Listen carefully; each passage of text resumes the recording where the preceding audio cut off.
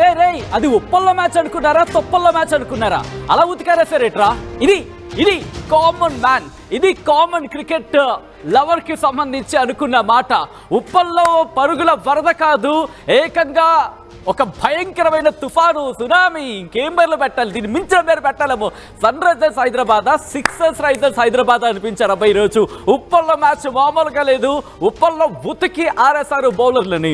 ఇటు ఇషాన్ కిషన్ అయితే మాత్రం తన కెరీర్లోనే ఫస్ట్ సెంచరీ, సెన్సేషనల్ సెంచరీ, ఆ బ్యాట్ పట్టుకుని ఊగిపోయాడు.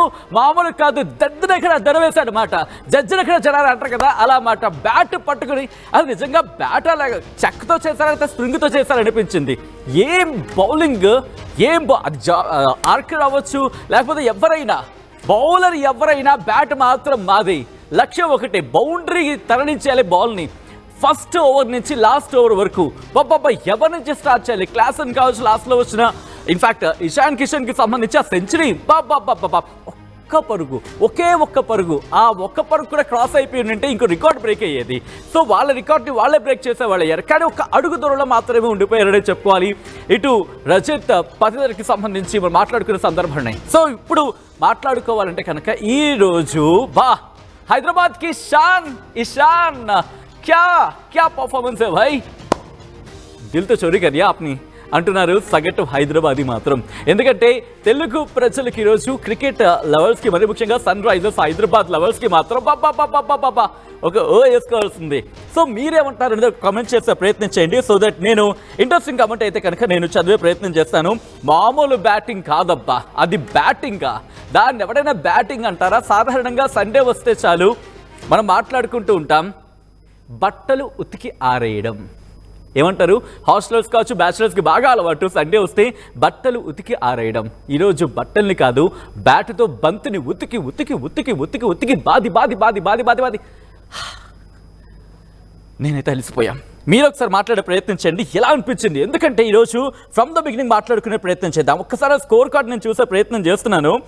ఒక్కసారి అభిషేక్ శర్మ, అది ఏం బిగినింగ్ అండి, అది ఫస్ట్ ఓవర్లో ఏం ఉతికారేశాడు. ఆ తర్వాత ఆగొక్క నిమిషం అని చెప్పి ట్రేవిస్ హెడ్ మాస్టర్ దిగిన తర్వాత పిల్లలందరూ సైలెన్స్ అయిపోయారు. ఇక గోల మాత్రం బౌండరీ అవతల ఉన్నవాళ్ళది, ఇటు ఫ్యాన్స్కి సంబంధించి. ఎందుకంటే అభిషేక్ శర్మ ఇచ్చిన కిక్ స్టార్ట్ అలా ఉండింది, తర్వాత హెడ్ తీసుకున్న ఆ హెడ్ మాస్టర్ రోల్ అద్భుతం అనే చెప్పుకోవాలి. ఆ తర్వాత ఇషాన్ కిషన్ బాబా నిజంగా కసి కనిపించింది ఈరోజు తన బ్యాటింగ్లోని. నన్ను ఇండియన్ టీం నుంచి పక్కన పెడతారా? ఇదిగో చూస్తున్నారా నా పర్ఫార్మెన్స్ చూసారా అంటూ లైక్ ఒక ఫ్రెండ్లీగా మాట్లాడుకుంటూ ఎలా మాట్లాడుకుంటాం. సో అలా అనిపించింది ఈరోజు. నిజంగా తన కసి, తను సెంచరీ కొట్టిన తర్వాత ఒక సింహం జూలు విదిల్చి అలా బౌండరీ దగ్గర కావచ్చు, లేకపోతే అలా గ్రౌండ్ మీద పరిగెడుతుంటే ఒక బుజ్జి సింహం అలా అనిపించింది నాకైతే మాత్రం ఇషాన్ కిషన్కి సంబంధించి. క్యా పర్ఫార్మెన్స్, నిజంగా క్లాసిక్ షాట్స్, ఏవో బ్లైండ్గా కొట్టిన షాట్లు కాదు, ప్రతి బాలు ఆచి తూచి, నిజంగా కరెక్ట్ రోల్. ఫస్ట్ డౌన్ అంటే ఫస్ట్ డౌన్ లాగా, అంటే వికెట్ పడిపోయిన తర్వాత మ్యాచ్ని ముందుకు తీసుకువెళ్ళాలి ఎలా అనుకున్న సందర్భంలో పర్ఫెక్ట్ సింక్రనైజేషన్ అనే చెప్పుకోవాలి. దిగిన తర్వాత ఎక్కడ నెగ్గాలో కాదు, ఎక్కడ తగ్గాలో తెలుస్తున్నాడు అంటారు చూసారా. సో ఒక డైలాగ్ లాగా అలాగే ఇషాన్ కిషన్ తన మ్యాచ్ని తీసుకెళ్లాడని చెప్పుకోవాలి. ఇక స్కోర్ తగ్గిపోతుంది అనుకున్న టైంలోని ఒక్కసారిగా తన ప్రతాపాన్ని చూపించాడు. సన్ రైజర్స్ హైదరాబాద్కి ఒక మంచి ఇన్నింగ్స్ ఇచ్చాడని చెప్పుకోవాలి. ఇక ఆ తర్వాత మన తెలుగు కుర్రాడు నితీష్ రెడ్డి కొట్టింది 30 పరుగులు ముచ్చటగా. కానీ మనోడు వచ్చాక మాత్రం గ్రౌండ్లోకి అడుగు పెట్టిన తర్వాత దిబిడే మామూలు కాదు. నిజంగా ఒక పర్ఫార్మెన్స్కి సంబంధించి మాట్లాడుకుని నితీష్ రెడ్డి అఫ్కోర్స్ తను సిక్సర్స్కి సంబంధించి మాట్లాడుకోవాలి. ఆ ఒక్క సిక్స్ ముచ్చట అనిపించింది తన పర్ఫార్మెన్స్ చూసిన సందర్భంలో. ఆ తర్వాత బాధలు 4 బౌండరీలు కావచ్చు.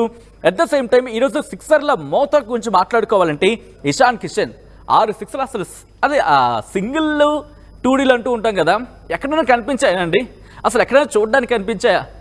దాంతోపాటు ఎక్కడ ఒక్క బాల్ మింగించండి రా, ఒరు బాబు ఒక్క బాల్ ఆగండి రా, ఒక్క బాల్ కాస్త డిఫెన్స్ ఆడండి రా అన్నట్టు ఏదో అరుగా అలా కనిపించాయని చెప్పుకోవాలి. యాజ్ అ ఫ్యాన్స్గా యాజ్ అ వ్యూవర్స్గా మీకేమనిపించింది ఈరోజు పర్ఫార్మెన్స్ గురించి ఒకసారి కామెంట్ చేసే ప్రయత్నం చేయండి. ఉప్పల్ బాబా నిజంగా ఫ్యాన్స్కి ఫీస్ట్ అనేది చెప్పుకోవాలి. ఈరోజు వర్షం పడుతుంది అనుకున్నారు కదా, అఫ్కోర్స్ మనం కూడా మాట్లాడుకున్నాం హైదరాబాద్లో వర్షం పడచ్చు అని చెప్పి. బహుశా ఆ వర్షం ఆగిపోయింది, ఈ వర్షం చూడడానికి ఏమనిపించింది. ఎందుకంటే రాజస్థాన్ బౌలర్లకు కోత కోసింది ఆరెంజ్ టీం అంటూ కూడా చర్చ జరుగుతుందంటే అర్థం చేసుకోవచ్చు. సెంచరీతో తన పర్ఫార్మెన్స్ సరదాగా మాట్లాడుకున్న పర్ఫార్మెన్స్ అంటే ఏంటో చూపించాడు ఇషాన్ కిషన్. ఐపీఎల్లో ఫస్ట్ సెంచరీ. ఒక్కసారి ఆ బ్యాట్ ఇలా పట్టుకొని ఇలాగే బ్యాట్ ఇలా పట్టుకొని ఇలా తిరుగుతుంటూ గ్రౌండ్ చుట్టూ గిర్ర తిరుగుతుంటే బా Ishan, this is for you man, this is for you. Cricket అభిమానులందరినీ this is for you. Cutting across teams, అది సన్ రైజర్స్ హైదరాబాద్ కావచ్చు, రాజస్థాన్ రాయల్స్ కావచ్చు. ఎందుకంటే తన నుంచి అలాంటి పర్ఫార్మెన్స్ ఎప్పటి నుంచి చూడాలనుకుంటున్నారు, ఇచ్చి పడేశాడంతే పర్ఫార్మెన్స్కి సంబంధించి. ఇక హాఫ్ సెంచరీతో దంతలాడించాడు హెడ్ మాస్టర్ వచ్చిన తర్వాత అభిషేక్ శర్మ అలాగే వీళ్ళిద్దరూ ఆడుతూ ఉంటే ఈజీగా 300 టచ్ అయిపోతారు. వీళ్ళిద్దరు ఉన్నప్పుడే దాదాపుగా ఒక 200 లేకపోతే ఈజీగా 180 నుంచి 200 టచ్ అయిపోతుందేమో అనిపించింది.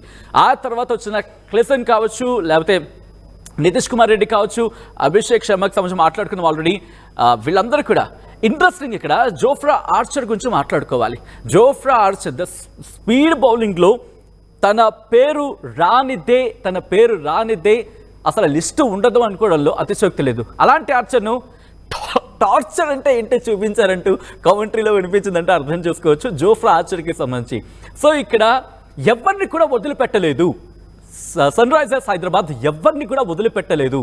ఇక్కడ జోఫ్రా ఆర్చర్ కూడా ఒక సందర్భంలో మీరు చూస్తే కనుక తను బౌలింగ్ వేసిన ఎలా బౌల్ అయ్యేలా అర్థం కాకుండా నవ్వుకుంటూ వెళ్ళిపోయాడు. సో ఇక్కడ మనం స్పోర్ట్స్ స్పిరిట్ మాట్లాడుకుంటూ ఉంటాం కదా, అంటే సానుకూలంగా మాట్లాడుకున్న సందర్భంలో అలాంటిది నెక్స్ట్ ఏం బౌల్ అయ్యాలి తర్వాత కెప్టెన్తో మాట్లాడుకున్న సందర్భంలో కూడా మనం చూడొచ్చు. ఆ ముచ్చట మనకు అర్థమైంది, అరే ఏం చేయాలి అనేది. ఎందుకంటే కనుక రియాన్ పరాగ్తో మాట్లాడుకున్న సందర్భంలో నెక్స్ట్ ఏ బాల్ వేయాలనుకున్నప్పుడు ఒక చిన్న చిరునవ్వు తన మొహంలో కనిపించింది. ఏది బ్యాక్ టు బ్యాక్ తనకి బౌండరీస్ పడుతూనే ఉన్నాయి. బ్యాక్ టు బ్యాక్ బౌండరీస్ పడుతున్నప్పటికీ ఎక్కడ ఫ్రస్ట్రేట్ కాలేదు జోఫ్రా ఆర్చర్కి సంబంధించి ఐపీఎల్కి. సో ఇక్కడ ఇంట్రెస్టింగ్గా మీకు గుర్తుపెట్టుకోండి, ఈరోజు హైదరాబాద్లో జరిగిన match Hyderabad 277 highest score subject to the correction, కానీ ఇక్కడ 286 పరుగులు చేశారు. ఐపీఎల్ హైయెస్ట్ 287 అయితే ఒక్క అడుగు దూరంలో అది కూడా Sunrisers Hyderabad history create చేస్తుంది.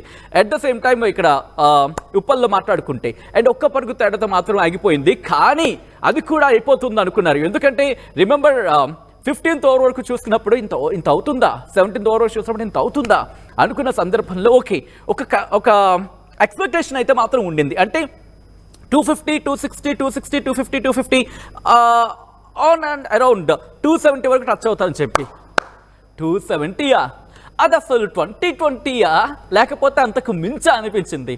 20 ఓవర్లకు సన్ రైజర్స్ హైదరాబాద్ 286 పరుగులు చేస్తుంది 6 వికెట్లకు సంబంధించి. సో ఫస్ట్ నుంచి అందరూ అనుకున్నట్టుగానే ఆ టాప్ ఆర్డర్కి సంబంధించి ఫస్ట్ వీళ్ళిద్దరూ హెడ్ కావచ్చు, హెడ్తో పాటు అభిషేక్ శర్మ వీళ్ళిద్దరూ వచ్చిన కాంబోలో కావచ్చు వచ్చిన స్కోర్, ఆ తర్వాత వచ్చిన ఇషాన్ కిషన్ ఫస్ట్ డౌన్ దిగిన తర్వాత హాఫ్ సెంచరీ కొట్టడమే కష్టం T20లో. ఎందుకంటే ఫస్ట్ డౌన్ ఆ స్కోర్ ఎక్స్పెక్ట్ చేయలేం. హాఫ్ సెంచరీ కొడితేనే అబ్బా అంటాం, అలాంటిది సెంచరీ, అది కూడా ఒక హిట్ పార్ట్నర్షిప్కి సంబంధించి మాట్లాడుకున్న సందర్భంలో. ఆ తర్వాత ఇషాన్ కిషన్ తర్వాత వచ్చిన ఇటు నితీష్ కుమార్ రెడ్డి వికెట్ ఫాలో అవుతున్న సందర్భంలో ఒక మంచి స్ట్రైక్ ఇస్తూ ఒక మంచి కాంబోలో వెళ్ళాడు. ఆ తర్వాత క్లాసన్కి సంబంధించి కావచ్చు అనికేత్ వర్మ, ఎలా మర్చిపోతావు అనికేత్ వర్మను, వచ్చాడు తన స్టైల్ పర్ఫార్మెన్స్. ఫస్ట్ ఒక ఐ థింక్ సింగిల్ తీశాడు అనుకుంటా, ఆ తర్వాత ఒక 6 బాదాడు. ఆ తర్వాత ఇంక ఈ పిల్లోడు ఇంకా రేంజ్లో దూసుకెళ్ళిపోతాడు అనుకున్న సందర్భంలో క్యాచ్కి దొరికిపోయాడు బౌండరీ దగ్గర. ఆ తర్వాత రియాన్ పరాగ్ క్యాచ్ ఇంకొకరు దొరికిపోయిన పరిస్థితి. లేకపోతే బహుశా ఆఖరి 2 ఓవర్లకు ముందే బహుశా 18th 19th ఓవర్కి 300కి సర్దేసేవాళ్ళేమో ఉన్నవాళ్ళు. ఆ 2 క్యాచ్లు కనుక ధనా పడకపోయి ఉంటే ఫటా 300కి క్రాస్ అయిపోయాడు. ఎందుకంటే నెక్స్ట్ దిగింది ప్యాట్ కమిన్స్. సో మనోడి గురించి ప్రత్యేకంగా చెప్పక్కర్లేదు. క్లాసన్కి సంబంధించి సో క్లాసన్ అవుట్ అయిపోవడం కాస్త ఇబ్బంది పడిందనే చెప్పుకోవాలి. క్లాసన్కి సంబంధించి దొరికిపోయిన క్యాచ్. ఆ తర్వాత అఫ్కోర్స్ అది కూడా బౌండరీ దగ్గర దొరికిపోయింది, ఎందుకంటే భారీ షాట్లకు ట్రై చేశారు.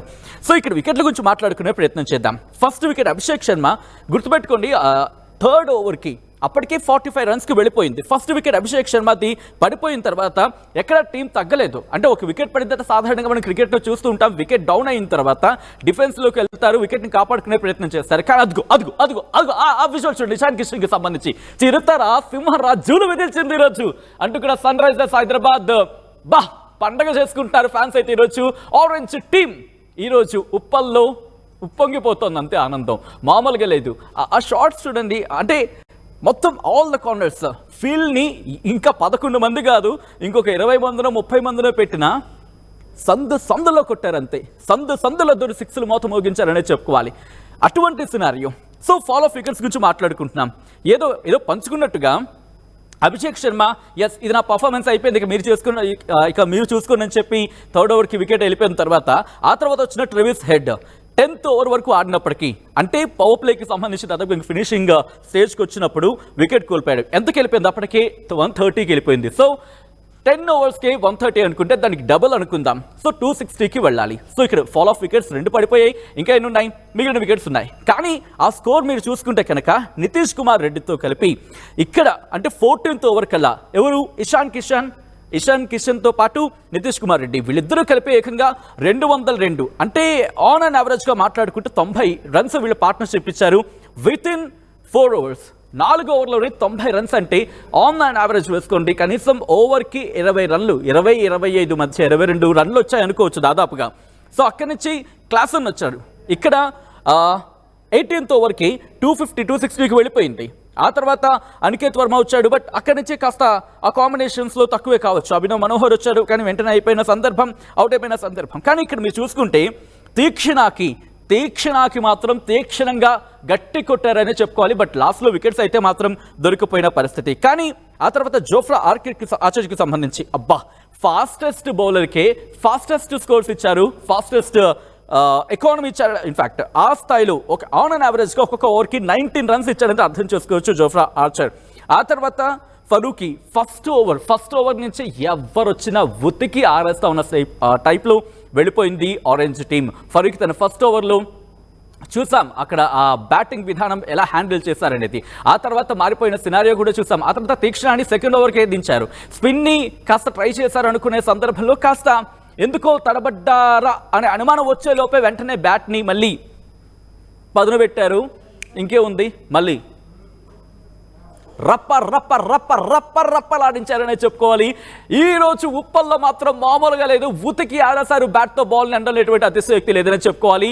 ఈ రోజు సన్ రైజర్స్ హైదరాబాద్ బేసికల్గా ఈవినింగ్ అవుతూ ఉంటే సూర్యుడు ఇలా తగ్గిపోతుంటాడు, కానీ ఈరోజు బౌండరీలతో వెళ్ళి ఇలా లేచారు అన్నమాట.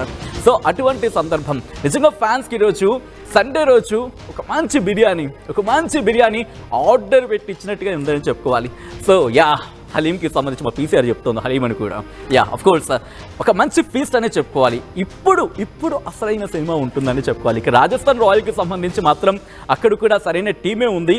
సో ఇక్కడ రియాన్ పరాగ్ ఎలా ముందుకు తీసుకువెళ్తాడు, ఎందుకంటే ఫస్ట్ నుంచి ధాటిగా వెళ్ళాలి. అట్ ద సేమ్ టైం ఇక్కడ మాట్లాడుకున్నప్పుడు కాస్త బౌలింగ్కి సంబంధించి, కానీ ఈసారి బౌలింగ్ షమీ ఉన్నాడు. షమీతో పాటు ఒకసారి టీం గురించి మాట్లాడుకున్న సందర్భంలో షమీతో పాటు ఇటు సిమర్జిత్ సింగ్ ఒక మంచి బౌలింగ్ ప్రెజెంట్ చేయగలడు. హర్షల్ పటేల్ కూడా తన పర్ఫార్మెన్స్ని చూపించిన సందర్భాలు మనం గతంలో చూసాం. సో ఇలా నితీష్ కుమార్ రెడ్డి తన బౌలింగ్ పర్ఫార్మెన్స్ ఇవ్వగలడు. దాంతోపాటు ఆపద సమయాల్లో ఆదుకోగల అభిషేక్ శర్మ కూడా ఉన్న సందర్భాన్ని మనం చూసాం. సో ఇలా ఆల్రౌండర్ పర్ఫార్మెన్స్కి సంబంధించి ఈసారి తిరుగులేదనే చెప్పుకోవాలి. పవర్ ప్యాక్డ్ టీం అయితే మాత్రం సన్ రైజర్స్ హైదరాబాద్ ఉందనే చెప్పుకోవాలి. సో మీకెలా అనిపించింది అనేది ఒకసారి నేను కొన్ని కామెంట్స్ చదివే ప్రయత్నం చేస్తాను. ఇదేం బాదురు బాబోయ్ అంటూ ఒకరు కామెంట్ చేశారు, 300 లోడింగ్ ఇన్ దిస్ సీజన్ అంటూ చెప్తుని అట్లా ఉంటుంది SRHతో అంటూ ఒకరు చెప్తున్నారు. సో ఎట్లుంటుంది మిగిలిన సినిమాని మీరు కూడా చూసేయండి నాతో పాటు. So let's go cutting across life వెళ్ళే ప్రయత్నం చేద్దాం అండ్ చూసే ప్రయత్నం చేద్దాం, మీరు నేను అందరూ కలిపి. సో ఒకసారి మీరు మాత్రం కామెంట్ చేసే ప్రయత్నం చేయండి. ఇషాన్ కిషన్ ఉతుకుడు ఎలా ఉంది, ఉప్పల్లో వరద ఏ స్థాయిలో ఉంది, అట్ ద సేమ్ టైం ఈసారి SRH ఎంత స్కోర్ హైయెస్ట్ ఎక్స్పెక్ట్ చేయొచ్చు, ఓన్లీ అప్కి బార్ 300 పారా లేకపోతే కెన్ వి ఎక్స్పెక్ట్ 402? ఏమో, ఇది IPL, ఏమైనా జరగచ్చు. మీరు కామెంట్ చేయండి, కంటిన్యూ చేస్తూ